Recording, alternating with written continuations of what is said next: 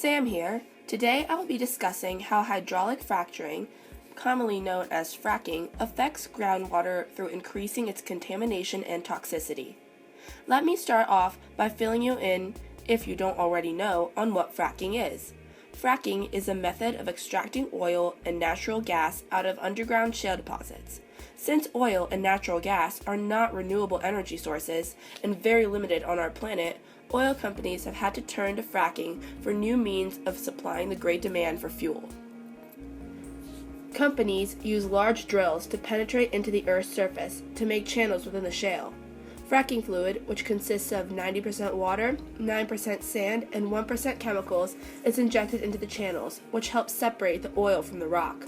The oil is then extracted from the ground and collected for refinement. The main issue with fracking, other than the fact that drilling deep into the ground causes unsettled land, is the leaching and erosion of the chemicals used into groundwater. In an interview I conducted with Professor Joe Ryan at CU, we discussed a study he is currently conducting in regards to addressing which chemicals, out of thousands in the fracking fluid, are the most harmful. And from that list of 1,000 plus, we focused on 659 organic compounds. Wow. There's a lot of inorganic compounds in that 1,000 plus as well. So of those 659, we got it down to about 41 compounds that we should really be paying attention to. We called them elevated exposure potential. And then of those 41, we got it down to only 9 compounds that we thought are frequently used as well. So they're toxic, mobile, persistent, and frequently used. Are any of these 9 chemicals regulated properly? Of those 9 compounds, none of them are actually regularly measured in any of the analyses that might get done when you send a water sample out. So that's kind of an oversight that we need to correct. On another note, there's a local concern here in Colorado. Weld County is home to 22,000 to 24,000 oil wells. When sampling the neighboring fresh groundwater, 5% of the water had elevated methane concentrations. 0.1% contained chemicals that would be considered drinking water contaminants.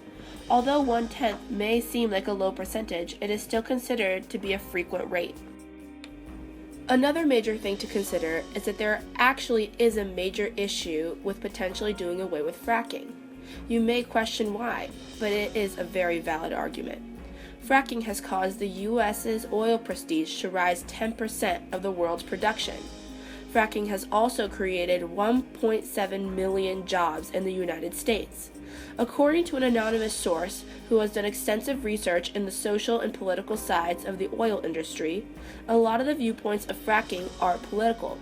Technocrats support fracking, while egalitarians do not. Laws in regards to fracking should also be up to municipalities with their consent. He also felt that municipalities should be given the choice if they want fracking to take place in their district's lines or not. In other words, laws regarding fracking are mainly federal, so local governments often have little to say in the subject. Knowing that there are many different viewpoints in regards to fracking on the more professional scheme of things, it is also important to get the opinion of local everyday citizens. I think fracking is detrimental to our waterways, and as a student who hopes for a cleaner and more sustainable environment in the future, I feel that fracking should be done away with. That was CU Boulder student Marina Bazzini stating her opinion about the subject. It is important to consider all sides of the controversy that revolves around fracking.